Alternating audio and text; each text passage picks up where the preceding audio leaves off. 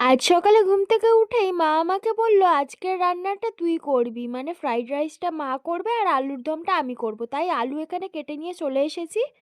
তেল গরম হয়ে গেছে, এবার আলুগুলো দিয়ে দেব। তেল যদি গরম না হয়ে থাকে তাহলে কিন্তু আলুগুলো দেবে না, তেল প্রপারলি গরম হওয়ার পরই আলুগুলো দেবে, না হলে কড়াই লেগে যাবে। অনেকে আছে আলু সিদ্ধ করে আলুর দম বানিয়ে নেয়, আমি আবার ফ্রাই না করে আলুর দম বানাতে পারি না। খেতে মানে ফ্রাই করার একটা খাওয়ার টেস্টটাই আলাদা লাগে। আলুগুলো একটু নেড়ে দিয়েছিলাম যাতে সব দিকে ভাজাগুলো হয়। এদিকে ফ্রাইং প্যানে অল্প একটু তেল দিয়ে ভালো করে স্প্রেড করে নিচ্ছিলাম তেলটাকে। এই তেলের মধ্যে আমি কয়েকটা সবজি ফ্রাই করে নেব, যেমন কি পেঁয়াজ, টমেটো, কাঁচা লঙ্কা। তেলটা গরম ছিল বলেই দেয়া মাত্র কিরম ছিটকে উঠলো দেখো। এবার এক এক করে আমি সব কটা সবজি দিয়ে দেব এর মধ্যে।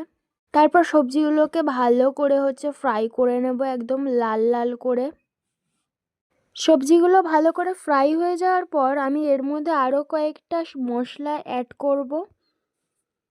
আমি ভেবেছিলাম আজকের কাশ্মীরি আলুর দমটা ট্রাই করব।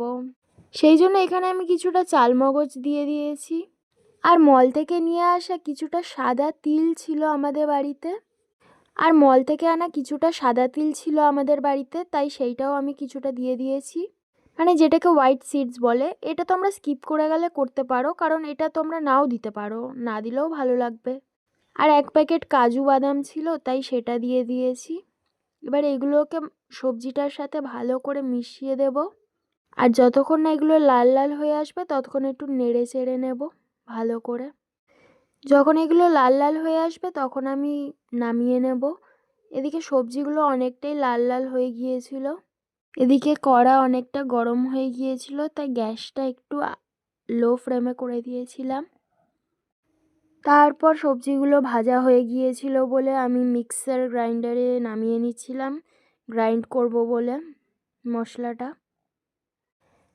এরপর এর মধ্যে ফ্রাইং প্যানটা ধুয়ে একটুখানি জল অ্যাড করে দিয়েছিলাম। এবার এটাকে গ্রাইন্ড করার পালা। গ্রাইন্ড করে নিয়ে দেখা করছি তোমাদের সাথে।